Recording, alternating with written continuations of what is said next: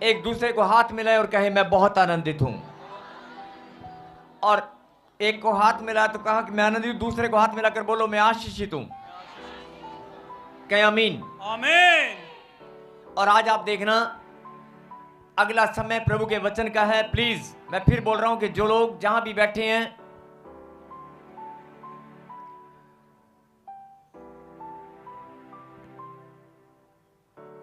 इस पैसेज में प्लीज आगे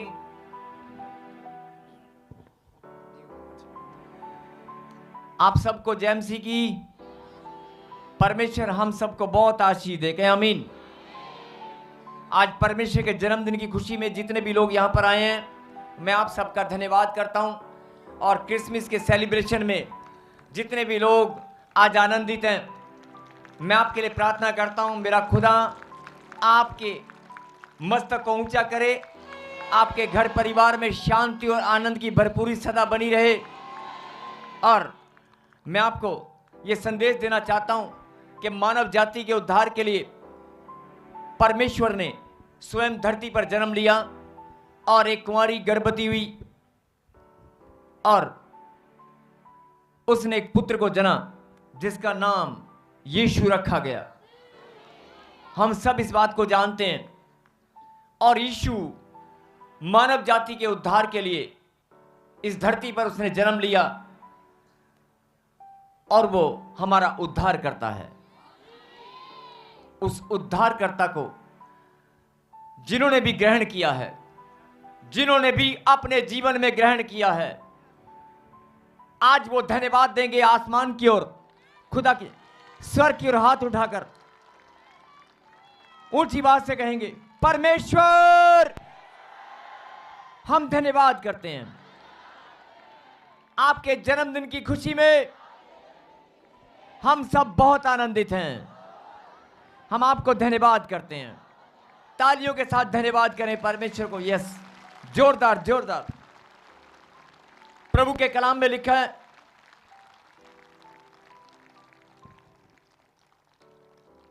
जो कोई मेरा नाम लेगा, जो कोई मुझ पर विश्वास करेगा, वो उद्धार को पाएगा। कहें आमीन। सही सही बोलना। जो आज दिल से जिनके अंदर, जिनके हृदय में आज आनंद, जिनके हृदय में और ज्यादा आनंद, जिनके हृदय में आनंद है कि नहीं? आप किसी इंसान की बर्थडे पार्टी पे नहीं आए हैं, परमेश्वर की आज बर्थडे पार्टी। आज बर्थडे पार्टी है परमेश्वर की, है कि नहीं? फिर से कहें, मैं बहुत आनंदित हूं, मैं धन्यवाद करता हूं। यस, आइए हम प्रार्थना करें। सर्वशक्तिमान परमपिता परमेश्वर, हम आपको धन्यवाद देते हैं। मानव जाति के उद्धार के लिए प्रभु जी आपने इस धरती पर जन्म लिया और आज वो दिन, वो खुशी की घड़ी आप हमारे बीच में आपने ठहराई है कि आपके जन्मदिन की खुशी में जितने भी बच्चे यहाँ पर आए हैं, जितने भी बच्चे प्रभु जी आज यहाँ पर इकट्ठा हुए हैं, मेरे पिता मैं सबके लिए प्रार्थना करता हूँ, सबको आप आशीष दें, सबको आप आशीष दें। एक भी जन प्रभु जी आपके घर से ना कभी खाली गया और ना कोई जाएगा। मैं धन्यवाद करता हूँ जितने भी लोग यहाँ पर आए हैं, मेरे पिता सब पर अपनी दया करना, सब पर अपना अनुग्रह करना, सब पर सबको खुशी और आनंद की भरपूरी देना। धन्यवाद पिता परमेश्वर। Thank you Lord Jesus.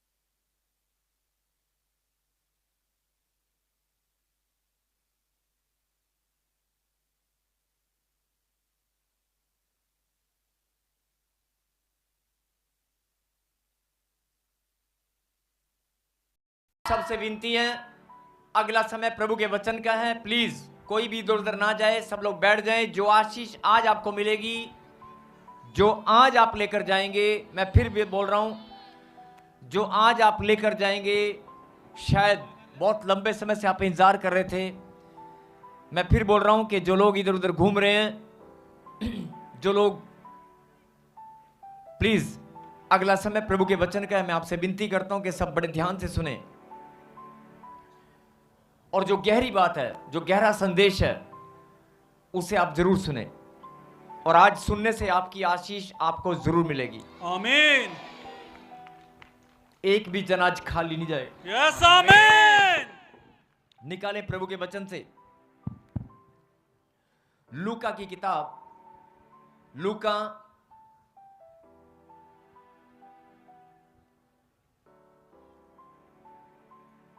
लूका की किताब, उसका पहला अध्याय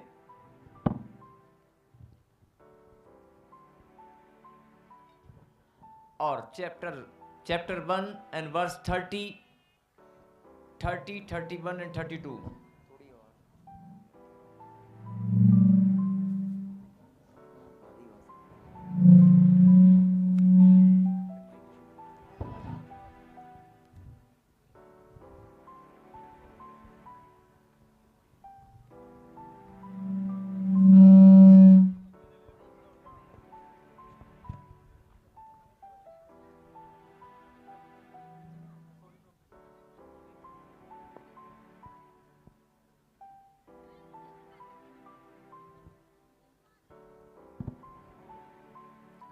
हालेलुया।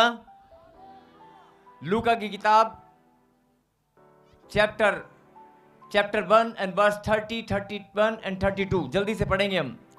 स्वर्गदूत ने उससे कहा, हे मरियम, भयभीत ना हो, क्योंकि परमेश्वर का अनुग्रह तुझ पर हुआ है। देख, तू गर्भवती होगी और तेरे एक पुत्र उत्पन्न होगा, तो उसका नाम यीशु रखना।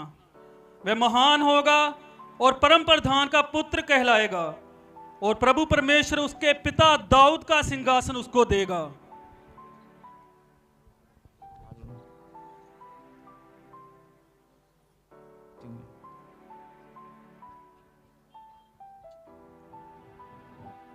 यस, फिर से पढ़ें। स्वर्गदूत ने उससे कहा, हे मरियम, भयभीत ना हो, क्योंकि परमेश्वर का अनुग्रह तुझ पर हुआ है। परमेश्वर का अनुग्रह तुझ पर हुआ है। स्वर्गदूत ने आकर मरियम से कहा, परमेश्वर का अनुग्रह तुझ पर हुआ है, और फिर भयभीत ना हो, और आगे, देख, तू गर्भवती होगी। यस, ये भविष्यवाणी स्वर्गदूत ने आकर उसकी कि तू गर्भवती होगी और तेरे एक पुत्र उत्पन्न होगा, और तेरे एक पुत्र उत्पन्न होगा, तू उसका नाम यीशु रखना। तू उसका नाम यीशु रखना। वह महान होगा और परम प्रधान का पुत्र कहलाएगा। वह महान होगा, महान और परम प्रधान का पुत्र कहलाएगा, और प्रभु परमेश्वर उसके पिता दाऊद का सिंहासन उसको देगा। और प्रभु परमेश्वर उसके पिता दाऊद का सिंहासन उसको देगा। जोरदार ताली बजाकर, दाऊद का सिंहासन उसे देगा। वह महान होगा, परम प्रधान का पुत्र कहलाएगा, और प्रभु परमेश्वर उसके पिता दाऊद का सिंहासन उसको देगा। दाऊद का सिंहासन देने का मतलब है कि वो राजा बनेगा, और स्वर्ग और पृथ्वी में एक ऐसा राजा जिसका राज्य सदा चलता ही रहेगा। आमीन। एक ऐसा राजा परमेश्वर ने इस धरती पर पैदा किया।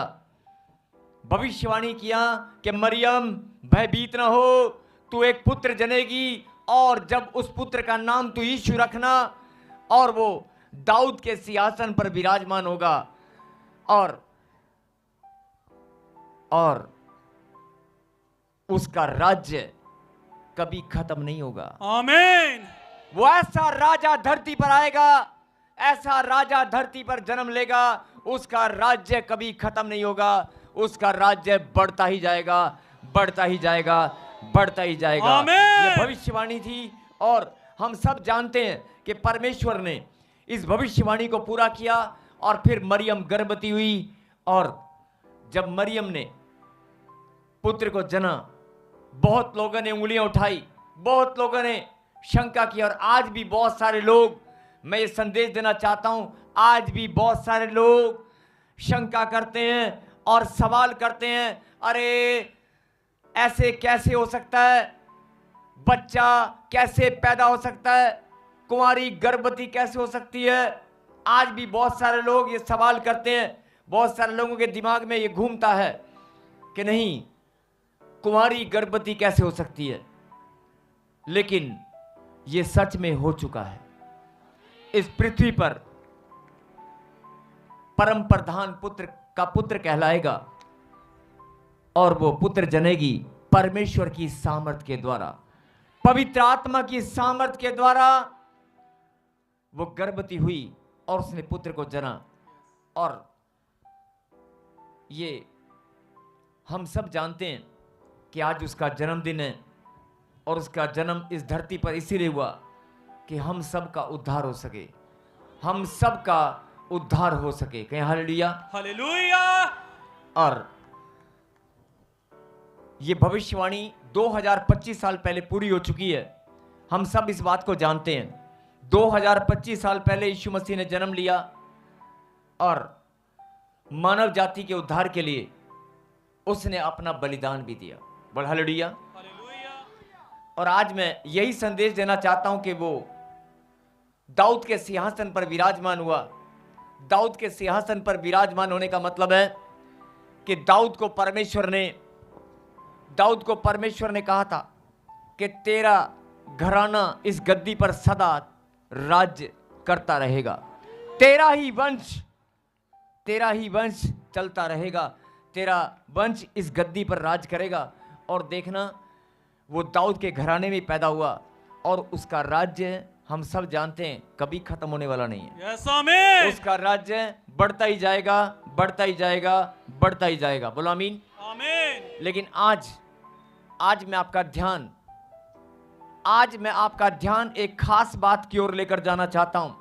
आपने बहुत बार बर्थडे पार्टी अटेंड की होगी, बहुत बार आपने रिश्तेदारों की शादियों में गए होंगे, महंगे कपड़े पहनकर, जुगाड़बाजी कर सोने के आभूषण पहनकर, लोगों को दिखावा करने के लिए आपने बहुत बार कपड़े मांगकर पहने होंगे, या हो सकता है किससे उधार लेकर, कोट पैंट, सुंदर सुंदर कपड़े पहनकर, या आभूषण, सोना, अंगूठियां, कुछ भी, या गाड़ी। बहुत सारे लोग गाड़ी जरूर मांगते हैं कि मैंने शादी में जाना है, मुझे गाड़ी दे दे।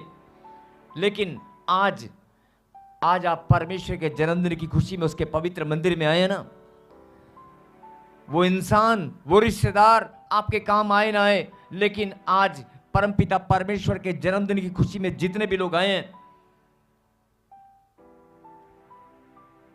उसने वायदा किया है, मैं तुम्हें कभी अकेला नहीं छोड़ूंगा। आमीन। उसने वायदा किया है, मैं तेरे धड़ में दाहिने हाथ को थाम लूंगा, तेरे मस्तक को ऊंचा करूंगा, मैं तुझे कभी भी अकेला नहीं छोड़ूंगा, मैं तेरे मस्तक को ऊंचा करूंगा। और सचमुच में आज वो दिन हमारे बीच में, और मैं आपका धन्यवाद करता हूं जिन्होंने प्रभु के जन्मदिन की खुशी में आज यहां पर आकर पवित्र मंदिर में हाजिरी लगाई है। जितने भी लोग उसके जन्मदिन की खुशी में यहां पर उपस्थित हुए हैं, मैंने पहले भी कहा था कि आप चाहते तो घर बैठकर जन्मदिन को ऑनलाइन देख सकते थे, इस सेलिब्रेशन को, इस प्रार्थना सभा को आप ऑनलाइन अटेंड कर सकते थे। लेकिन आपने फैसला किया कि नहीं, हम प्रभु के घर में जाएंगे।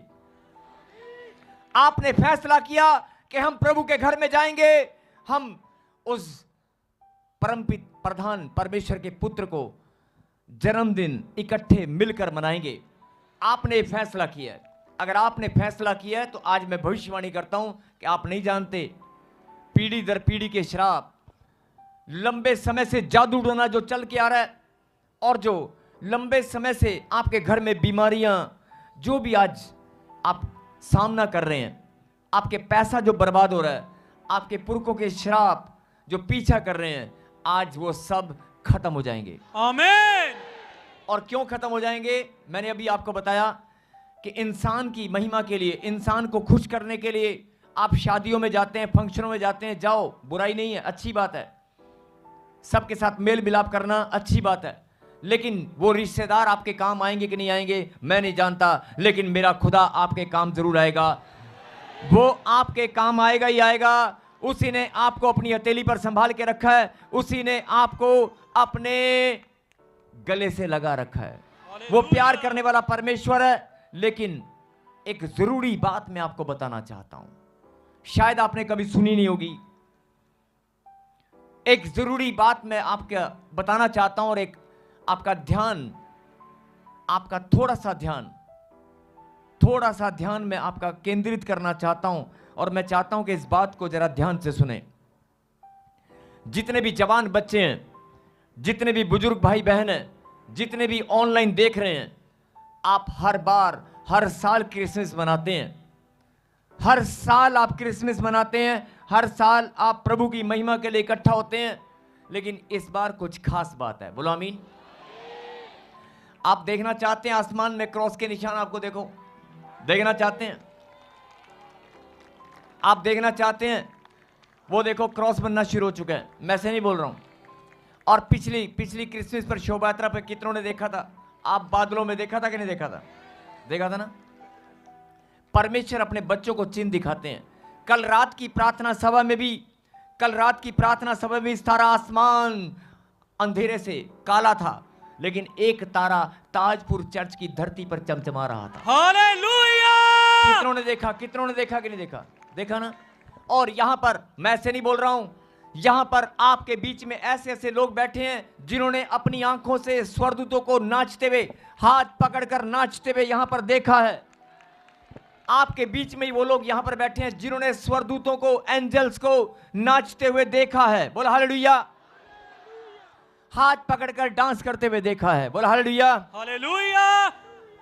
मैं फिर आपका ध्यान इस बात पर केंद्रित करना चाहता हूं कि आपने जितने भी जन्मदिन मनाए होंगे इंसान के, जितनी भी पार्टियां अटेंड की होंगी, किसी के खुशी के मौके पर आप गए होंगे, आपको कुछ मिला या नहीं मिला, लेकिन आज मैं आपको यह बताना चाहता हूं कि परमेश्वर ने मुझे कहा कि जब तू मेरी वेदी पर जाकर प्रचार करेगा और जब तू भविष्यवाणी करेगा, वो भविष्यवाणी, वो आशीष मेरे बच्चों के ऊपर ठहर जाएगी। आमीन। मेरा दिया हुआ कल्याण उन पर ठहर जाएगा। आमीन। और जो पुरखों के श्राप हैं, अभी मैं एक एग्जांपल लेकर बता रहा था आपको कि बहुत सारे लोग अमीर होते हैं, बहुत सारे लोगों के पास पैसा होता है, लेकिन आगे जब पीढ़ियों में जाकर गरीब हो जाते हैं, कर्जा हो जाता है, कोई पुरखों की ब्लेसिंग, पुरखों की आशीषें शैतान बहाना बनाकर रोक लेता है। मेरे खुदा ने आज कहा कि जितने भी बच्चे आज मेरे जन्मदिन की खुशी में आएंगे, मैं पुरखों की जितनी भी आशीषें आपकी बंदी भी हैं, आज वो सब की सब आशीष प्रभु ने कहा धरती पे खोलोगे, मैं स्वर्ग से खोल दूंगा। मेरे पिता, इन बच्चों के ऊपर शैतान ने जो भी पुरखों की ब्लेसिंग को, जो भी इनके जीवन की कोई भी ब्लेसिंग को, कोई भी आशीष को अगर बांध रखा है, तो मेरे पिता तेरी दी हुई सामर्थ के द्वारा आज मैं उस बंधन को खोल देता हूं।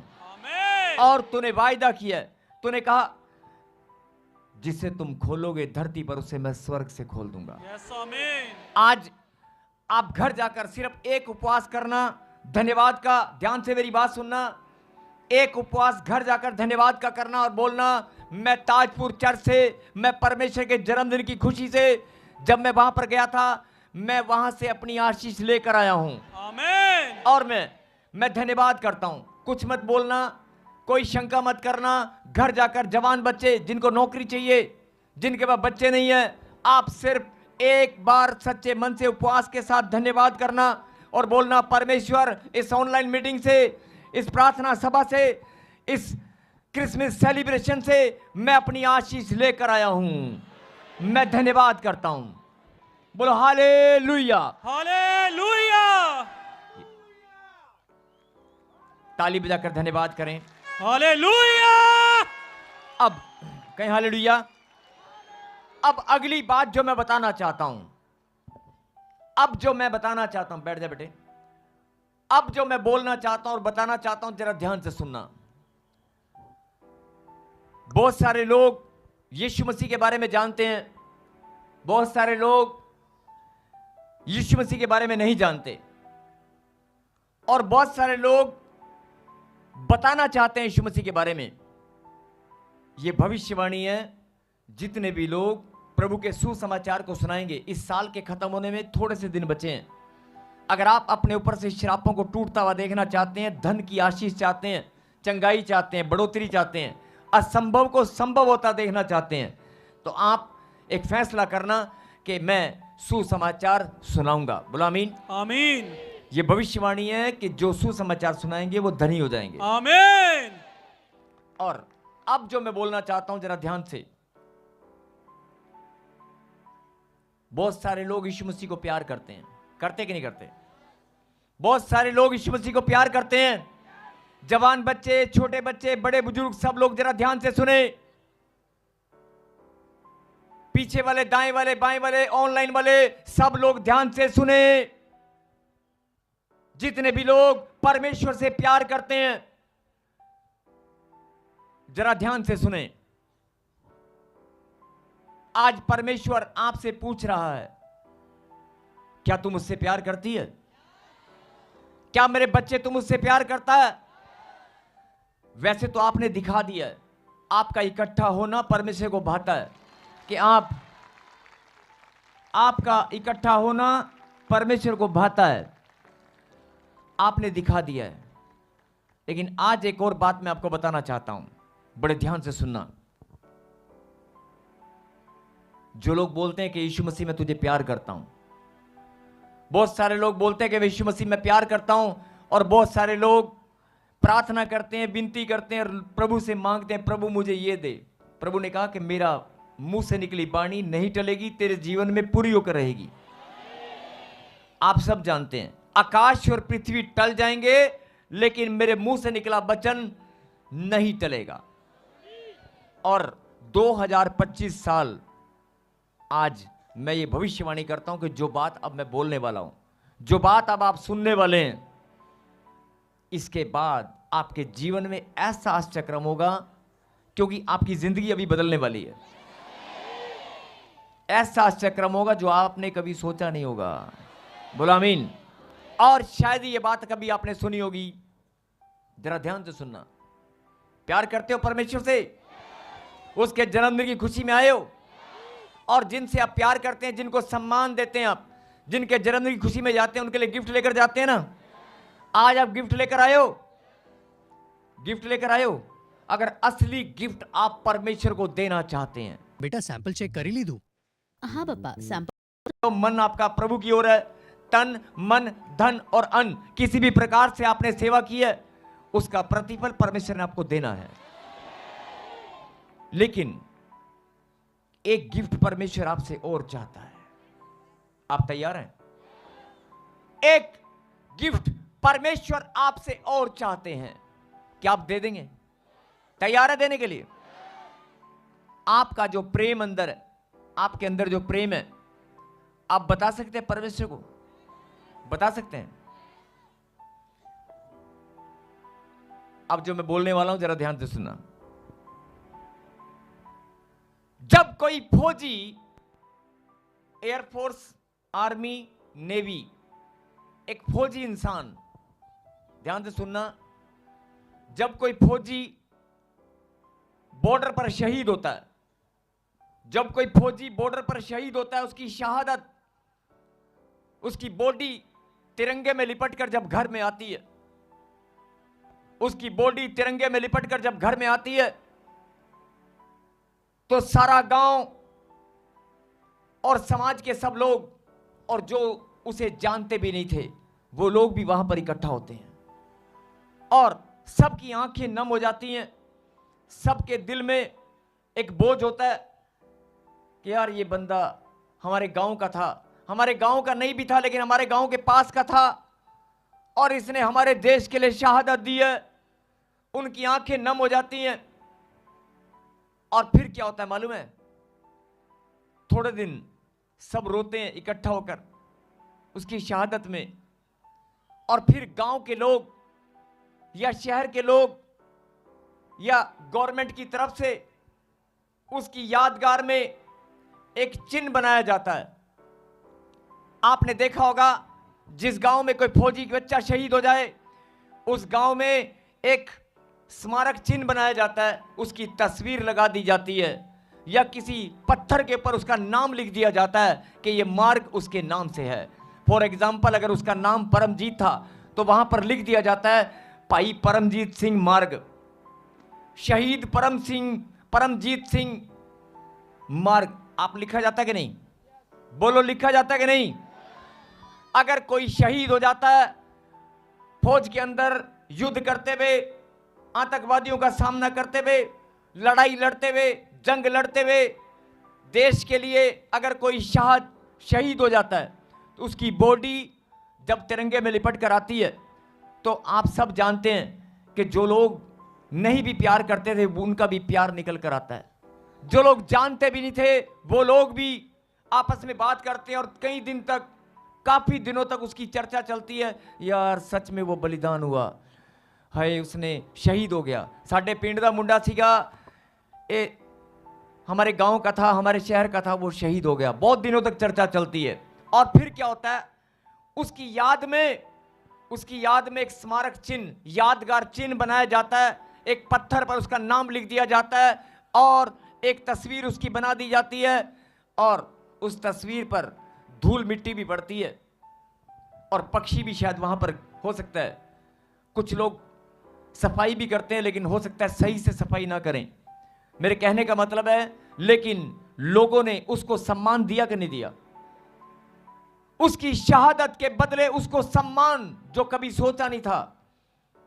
चलते फिरते जब भी कोई बच्चे, आने वाली पीढ़ियां ध्यान से सुनना, अगर गांव में कोई किसी की मूर्ति लगा दी जाती है फौजी की तो आने वाले बच्चे, आने वाली पीढ़ियां क्या पूछती हैं, पापा आ मूर्ति किंदी हैगी है? ते प्यो की दसदा पता, प्यो कहता साडे पिंड विच ए ना साडे फलाने ए ना इदां इदां लड़ाई च ना शहीद होया सीगा। कहानियां सुनाते कि नहीं सुनाते? सुनाते कि नहीं? सुनाते हैं ना। आपका जानकार भी नहीं होगा, अगर किसी गांव के छोटे से बच्चे ने सवाल किया तो आप बताते कि नहीं बताते? बताते हैं ना। परमेश्वर यही बात बताना चाहते हैं।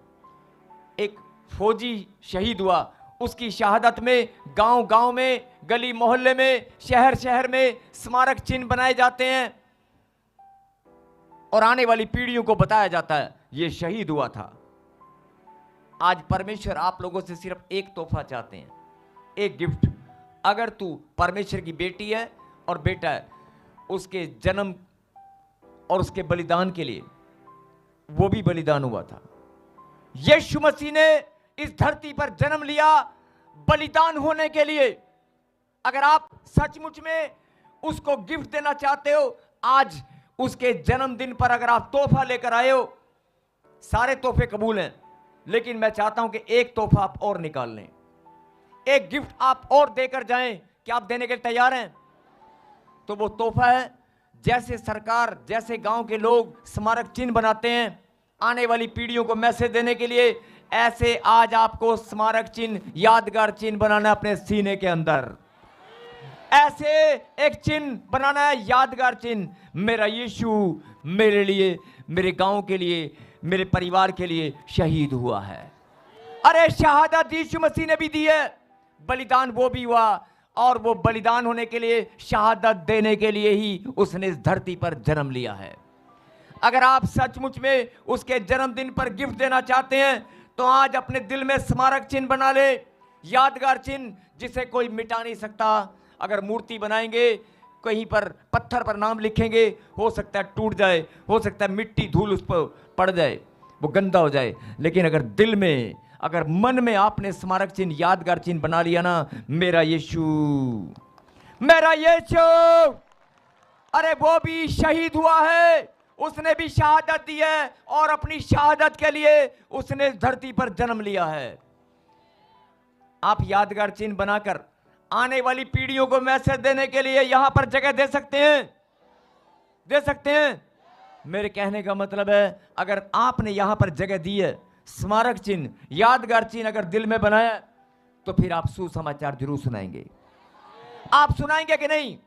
और यही सबसे बड़ा तोहफा होगा उसके जन्मदिन पर, जो आज तक आप लेकर नहीं आए, आज तक आप लेकर नहीं आए। लेकिन अगर आपने फैसला किया ना कि मैं आज जान चुका हूं यीशु मसीह मेरे लिए शहीद हुआ, यीशु मसीह मेरे लिए शहादत दी है, मेरे आने वाली पीढ़ियों के लिए शहादत दी है, उसकी शहादत व्यर्थ नहीं जाएगी, उसकी शहादत बेकार नहीं जाएगी, उसकी शहादत हमारे जीवन में रंग लेकर आएगी, खुशियां लेकर आएगी। उसकी शहादत व्यर्थ नहीं हो सकती, उसका बलिदान व्यर्थ नहीं हो सकता। उसके जन्म लेना एक महान योजना है आपके जीवन में, मेरे जीवन में, हम सबके जीवन में। उसका जन्म लेना हम सबके जीवन में एक महान योजना है। बोलो आमीन। और अगर आप उसको तोहफा देना चाहते हैं तो आपको मेरी बात समझ में आ गई कि नहीं आ गई? शहीद यीशु मसीह भी हुआ, शहादत उसने भी दी है, लहू उसने भी बहाया है, सीने पर भाला उसने भी खाया है, बदन पर 39 कोड़े उसने भी खाए हैं, दर्द पीड़ा को उसने भी सहन किया है। वो भी एक मां का बेटा था, मरियम, जिसने उसे जन्म दिया, लिखा उसका नाम यीशु रखना, और वो दाऊद के घराने पर राज करे। दाऊद के घराने में एक ऐसा राजा होगा, उसका सिंहासन युगानुग बना रहेगा। और वो आपके दिलों में अगर जगह बनेगी ना तो उसका राज्य कभी नहीं खत्म हो सकता। आपके दिलों में उसका यादगार चिन्ह होगा ना तो उसका राज्य बढ़ने लगेगा। और अगर आप नहीं बढ़ाएंगे तो परमेश्वर अपने आप बढ़ाएंगे। अगर आप बढ़ाओगे तो बहुत सारी आत्माएं बचेंगी। तो आज ये संदेश है, अगर आप सचमुच में यीशु मसीह से प्यार करते हैं तो खाली हालेलुया के नारे लगाना या नाच कर झूम कर, वो एक आपकी भावना है, आपका प्रेम है, वो भी ज़रूरी है, लेकिन उससे भी ज़्यादा ज़रूरी है उसको सच्चा तोहफा, सच्चा गिफ्ट देना। क्या आप दे सकते हैं? अपने दिल में ऐसा स्मारक, ऐसा यादगार चिन्ह बनाकर, अगर कोई मिटाने वाला भी आए ना कि मैं तेरे दिल में से यीशु का नाम मिटा दूंगा, अबे मिटा के देख, अरे मिटा के देख। यीशु का नाम ऐसा स्मारक चिन्ह यहां पर बन गया ना, कभी मिटने वाला नहीं है। कोई रबड़ पैदा नहीं हुई, कोई रेजर नहीं है, कोई केमिकल नहीं है। अगर तू सचमुच में यीशु मसीह को प्यार करता है तो उसके नाम को अपने दिल पर आज लिख ले, उसका यादगार चिन्ह ऐसा बना ले, कोई रबड़, कोई ब्लेड, कोई केमिकल, कोई हथियार उस नाम को मिटाने ना पाए। मिटा सकता है? अगर लिखा गया है तो ये असली तोहफा होगा, उसकी यादगार में स्मारक चिन्ह बनाना। समझ में आ रही है? सब फौजी भाइयों के लिए बनाया जाता है, यीशु भी शहादत हुई है, उसकी शहादत के लिए अपने दिल में स्मारक चिन्ह बना सकते हैं, बना सकते हैं। तो आज जिन्होंने उसके स्मारक चिन्ह, उसकी यादगार चिन्ह को अपने दिल में बना लिया ना, लेकिन बनाने के बाद पता कैसा लगेगा? बनाने के बाद पता कैसा लगेगा? जब आप किसी को सुसमाचार सुनाएंगे, जब आप किसी को सुसमाचार सुनाएंगे, किसी आत्मा को बचाने का फैसला लेंगे, तब पता चलेगा कि तेरे दिल में उसके लिए यादगार चिन्ह बना हुआ है। बोलो आमीन। अपनी आंखों को बंद करें। उसके जन्मदिन पर असली तोहफा यही है। क्या आप उसको सच्चा तोहफा, सच्चा गिफ्ट दे सकते हैं? अपनी आंखें बंद करें और कहें, हे परमेश्वर, मैं जान चुका हूं आपका जन्म लेना इस धरती पर मानव जाति के उद्धार के लिए, मेरे लिए, मेरे परिवार के लिए एक महान योजना है। मैं धन्यवाद करता हूं। आज मैं अपने दिल में, अपने मन में ऐसा स्मारक चिन्ह, ऐसा यादगार चिन्ह बनाऊंगा जो कभी मिटने वाला नहीं है। और ये आपके लिए उत्तम और सर्वश्रेष्ठ भेंट होगी। आपके लिए मेरे खुदा सबसे उत्तम भेंट होगी। आज मैं इस भेंट को आपके पास लेकर आई हूं, आपके पास लेकर आया हूं। हे परमेश्वर, मेरी इस भेंट को आप कबूल करें तालियों के साथ, और फिर कहें, हे परमेश्वर, मुझे बल दे, मुझे सामर्थ दे, मुझे बुद्धि दे, मुझे सुरक्षा दे, मैं तेरे सुसमाचार को सुनाने पाऊं, मैं आत्माओं को बचाने पाऊं। कहें आमीन।